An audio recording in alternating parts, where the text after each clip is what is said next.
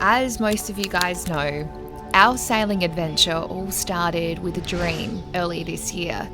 My boyfriend John and I didn't know how to sail. Be careful, John. But we purchased Takana, a 50-foot Jeanneau Sun Odyssey. We're going through the head. And we learnt along the way.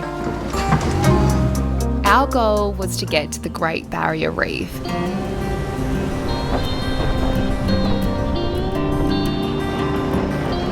And I can't believe I'm saying this, but today we're about to tick it off our bucket list for good. We started with a really small audience, but with every mile, more of you joined our journey as we sailed up the east coast of Australia. We had whale encounters. We have whales in front of us. Close calls and dodged COVID lockdowns. Good evening. First tonight, we are bracing for a lockdown. I want to commend the Victorian Government and the acting Premier. But now we're ready to descend on our first reef.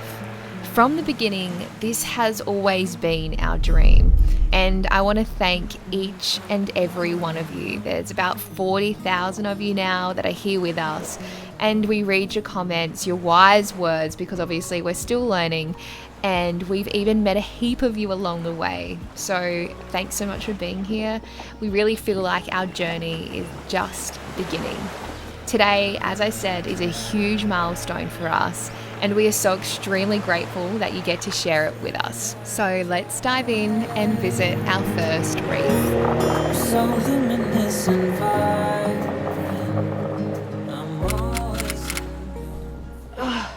Fenders? No, leaving the fenders on. Just the lines. Lines? Lines. There's been a lot of toing and froing whether we should make this decision or not because we are so tired. But you know us, we can't sit still. So we're going. We are going to Lady Musgrave. It's gonna be flat like a pancake out there. So we really want to seize this opportunity. The reason why we weren't wanting to go though, our chain counter just arrived yesterday, so we're wanting to install that. And our AIS isn't working. So that's a bit of a safety problem, obviously, because we're going to be going through channels and we're going to be about 50 nautical miles offshore, plus fatigue. I didn't actually realise just how tired we were while checking our newly installed steering cables. And it hasn't been checked since 2011. We could hardly speak. I'm sure. The fenders out, I'll do the other side. Huh? I'll check it properly. I'll do the other side. Okay. We were behind on sleep big time, having sailed from Melbourne all the way up to Bundaberg. That's a 1,600 nautical mile trip in around 4 weeks. And today we're preparing to sail 10 hours to visit the southernmost island in the Capricorn Cay, which is why we've gotten up at this ridiculous hour so we can make it to Lady Musgrave before nightfall, because the place is peppered with bombies. Before this 60 nautical mile trip, we're checking our steering cables. Seriously, they were done up so tight and with double nuts plus a lock nut, they're never going to come undone. It's just one of those things, like you do it just to satisfy your curiosity. Once we were satisfied, it was time to leave Bundaberg Marina. So that line on the left-hand side, the port side's fine. Let's take it Yeah, off. taking it off.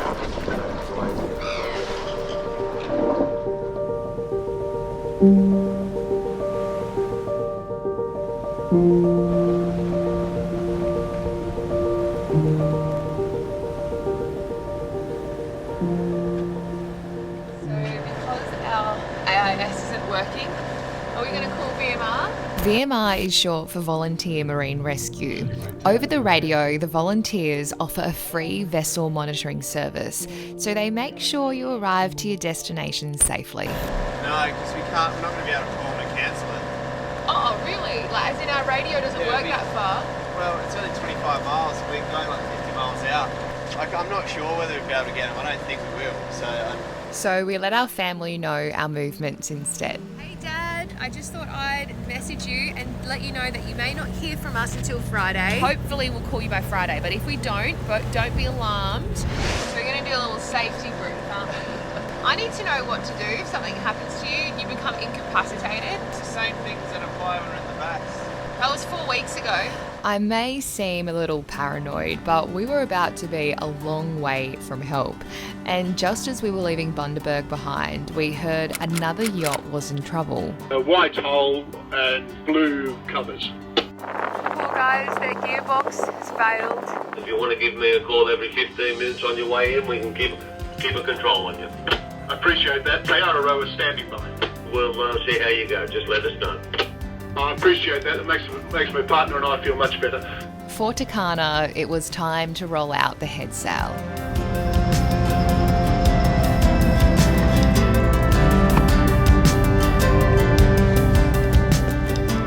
It gave us 0.3 of a knot extra boat speed through the water, across the sea.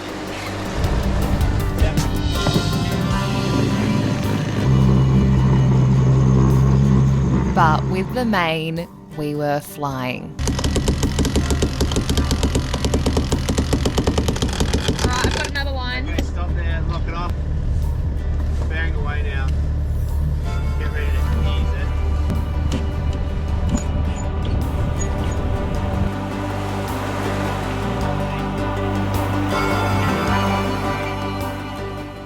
Before this sail, we did the biggest provision. I'll reveal how much we spent after the food tour. I think in the end it took me about, 2 hours to put all the food away, John? About 2 hours or so. It's a long time. But I didn't update you on where everything is, and if you don't really care, then you can always just fast forward. We wanted to make bread this trip, so we got some flour, got some yeast, potatoes, onions, ginger, garlic. We're just finding, that the bread was going off pretty quickly, so we thought, well, why not make some bread on board? And I don't think I'll be doing it because John's the one with the muscles and he can knead. What else do we have? So in this cupboard, we have all our condiments and nuts, and our little pantry over here is jam packed. Because we got that tuna last time, I thought we could make some more curries. Thai fried rice stuff. All our cereals are back here. Oh, the fridge. Yeah, there's a lot in here. The way I've been able to make sure that our veggies last longer is I've been putting them in like Tupperware containers, like so. And I just find that the airtight containers make my veggies last ages. So I've cut some fruit up, got a little bargain of chestnuts there. I had a bit of an overflow situation whereby I purchased too much food. So we have the garage. This is what we call our garage back here. This is where we just store all the stuff that we just don't really want to see and deal with. But down here, underneath the water hose, glasses, for when we have people over, eventually when borders aren't locked down, we've got some noodles, bickies. That's what $400 worth of groceries look like. I've never spent that much at a grocery store before, so it was a little overwhelming, but I think this food will last us at least a couple of weeks. If you sort of average it out, it doesn't seem too bad. We made good time. After around 6 hours of solid sailing, we could see Lady Musgrave in the distance. Now, the island itself is built on coral polyps, which is covered by dense forest. We're currently on the outside of the reef lagoon, but we're about to make our way into the channel. Ideally, the best time for us to arrive would be when the sun is overhead or slightly behind us. But because this was such a long sail, we've tried to arrive 2 to 3 hours before sunset so we can look out for unmarked bombies. So bombies are masses of coral that stick out of the sea and would do some serious damage to Takana if we were to hit one. There's a second green marker, so we're going to go between the red and the green. The red's going to be on our left, the green's going to be on our right. Yeah. And then a bit further on you can see the two balls, the black thing. That's the isolated danger marker, and we're going to go past that and then turn right. You're going to keep an eye out for the reef, because when we come in through the entry here, it's very narrow. It was super narrow and nothing like we had ever experienced before. This was all new to both of us. This is a little bit nerve-wracking because I feel like everything's sort of in my hands for us not to hit. Yeah, it is, basically. Yeah, and that makes me nervous. I know, it makes me nervous too. So after our brief, I really felt the pressure and I went to the bow of Takana to keep a lookout while John stayed at the helm. So we communicated through our little walkie-talkies. Okay, just a little bit to your left, a little bit. In the moment, our port and starboard nautical terms went out the window. Looking like there's another bombie ahead of us to the left. So if you could go a little bit to your right, that would be great. Hang right. Something ahead of us, John. Can you just go to the left quite strong? Okay, go left. And just don't go any further forward. Okay, to reverse. Maybe. Can't turn right, hard. Yeah. Keep it going. Keep it going. Heart attack up here. There is something on the chart where that area is where you said to turn. Our next task was to try and find an empty mooring. They're free of charge, but they're hot property. I think it's safe to say those moorings are all taken. There's one just here to the right. Well, if we can take it, better than being worried about the angle all night.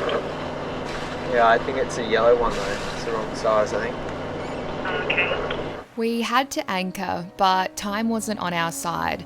As the sun slipped towards the horizon, it was getting harder for me to spot the bombies. Does it say anything about a bombie there? Because it looks very dark.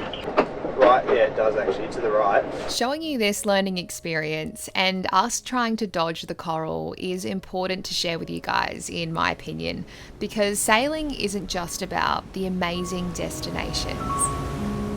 It's the journey along the way, and sometimes it's not pretty. And that's the stuff you don't usually see. The sleepless nights, the planning, John and I learning to communicate and work as a team, and at times those close calls that make your palms sweat. That's the type of bombing. John, put your nose back forward. Like, can you see it? Look, the back's going into it now. Your palm is going into it. You need to tell me which way to turn.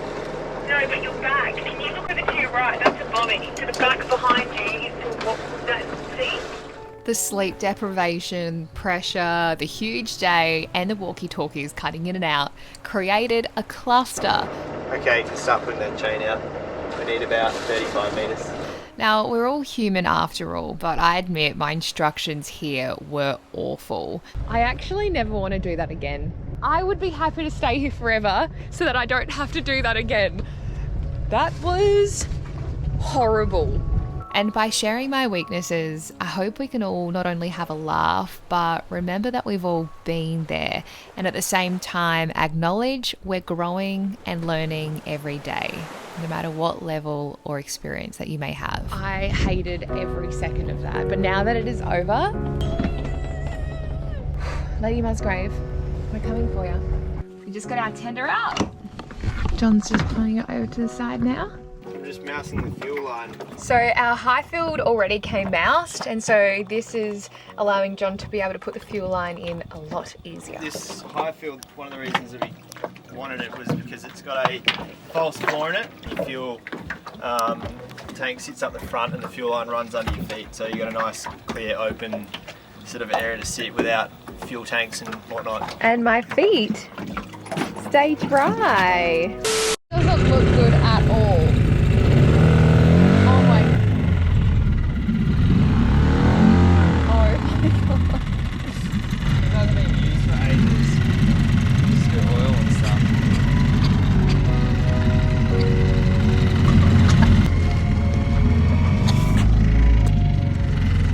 Before heading to shore, we quickly wanted to check the anchor. She looks nice from this angle, huh? Look at that. Look at that.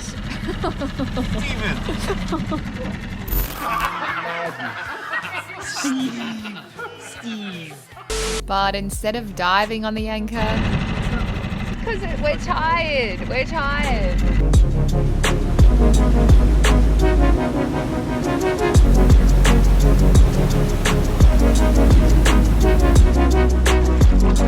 Oh my gosh. It is so clear.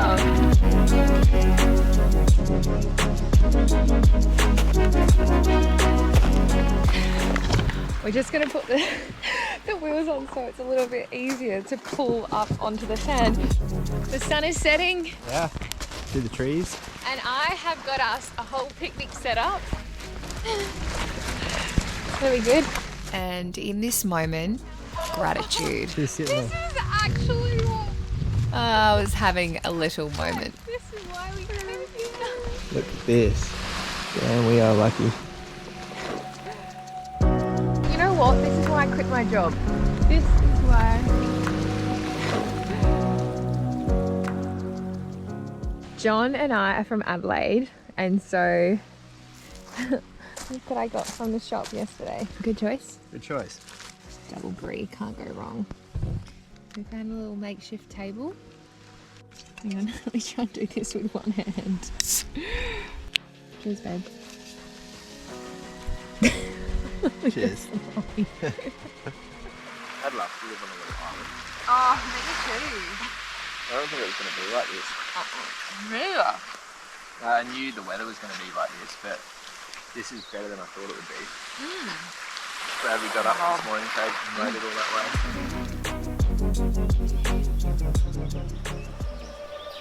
The next morning, we still couldn't believe it.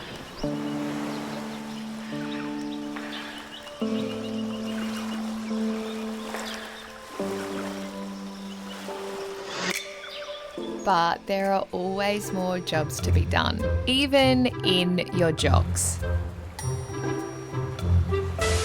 Alright, see that flashing? While bobbing around in this tropical oasis, John fixed the AIS. So you've been working at this for probably, I'd say at least 2 hours. Is it working? Yeah. Stop it. Stop it! You got it working. God, you know what? You are a fantastic single-handed sailor. The day was off to a good start, and with that, it was time to go explore Lady Musgrave. The island itself is just under 20 hectares in size. John and I haven't snorkeled for about 2 years. I'm feeling really unco. While we're on this Aussie sailing adventure, we're planning on bunny hopping islands along the world's largest coral system, which is made up of almost 3,000 individual reefs. The system stretches up the east coast for 2,600 kilometres. In recent years, there have been some significant bleaching events and severe cyclones that have impacted areas, so we'll be sharing our findings along the way. Oh my god. Really? Yeah, go on. Really? Yeah, Is that a go. turtle? You go in with them, don't scare them off. Swap, swap. I think you've missed them.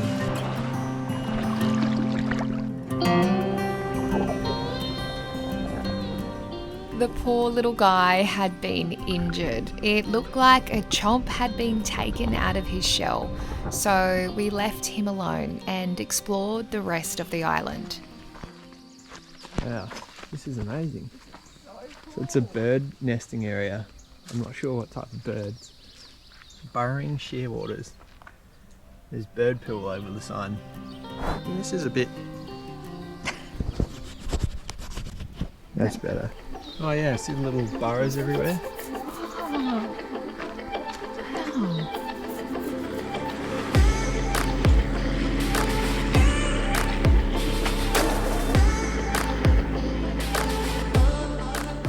So the winds are getting up to around 30 knots tonight, so we're making our way out of here. We've decided we're going to go to Great Barrier Island. Getting everything prepared now. High tide was a couple of hours ago, so we really have to make our way out of here quick smart because of all those bombies. So come join us next week, and if you don't want to miss an episode, click that subscribe button. We got 24 knots apparent. Oh my god, I thought we were going to die.